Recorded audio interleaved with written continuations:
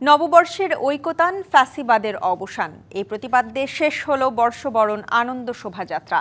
ঢাকা বিশ্ববিদ্যালয়ের চারুকলা অনুষদের সামনে থেকে বের হওয়া এই আয়োজনে ছিল নানা জাতিগোষ্ঠীর মানুষের স্বতঃস্ফূর্ত অংশগ্রহণ, যেখানে প্রাণের স্পন্দনে ফুটে ওঠে ইতিহাস ঐতিহ্যের চিরায়ত বাংলারই প্রতিচ্ছবি।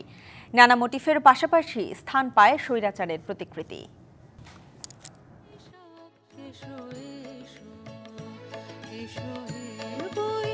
প্রতিবাদের প্রতীক থেকে বিশ্ব ঐতিহ্যের স্বীকৃতি পাওয়া মঙ্গল শোভাযাত্রা ফিরেছে তার আদি নামে আনন্দ বর্ষবরণ শোভাযাত্রা হয়ে। ফ্যাসিবাদ বিরোধী নতুন বাংলাদেশের উদ্দীপনায় এবার শোভাযাত্রা পেয়েছে ভিন্ন মাত্রা। আলতা শাড়ি পরিলে মনে পড়া যায়, একদিন বাঙালি ছিলাম রে, একদিন বাঙালি ছিলাম রে।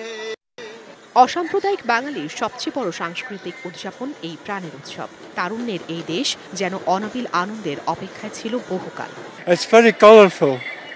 People are very nice and it's lovely to see everything. Very nice, very friendly people and it's always happy people, always happy. চারুকলা অনুষদের সামনে থেকে বাঁধভাঙা উচ্ছ্বাস নিয়ে আনন্দ শোভাযাত্রা শাহবাগ মোড় ঘুরে টিএসসি, শহীদ মিনার, শারীরিক শিক্ষা কেন্দ্র, দোয়েল চত্বর হয়ে বাংলা একাডেমির সামনের রাস্তা দিয়ে আবারও ফিরেছে চারুকলা অনুষদে গিয়ে।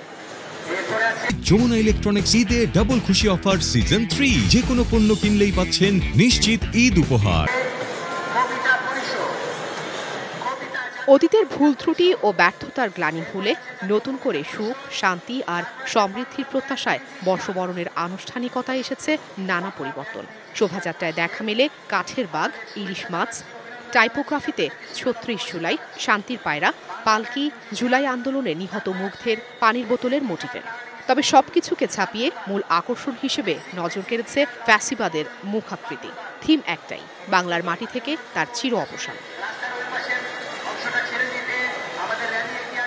শোভাযাত্রায় ফিলিস্তিনের নিপীড়িত জনগণের প্রতি সংহতি জানিয়ে তরমুজের মোটিভ ফুটিয়ে তোলে লাখো বাঙালির প্রার্থনা। ৩৬ জুলাই, এই যে সামনে যেখানে পানি লাগবে, পানি মুগ্ধর জন্য সম্মান দেখিয়ে করা হয়েছে, এগুলো সুন্দর লাগছে। Afrin Anwar, DBC news, Dhaka.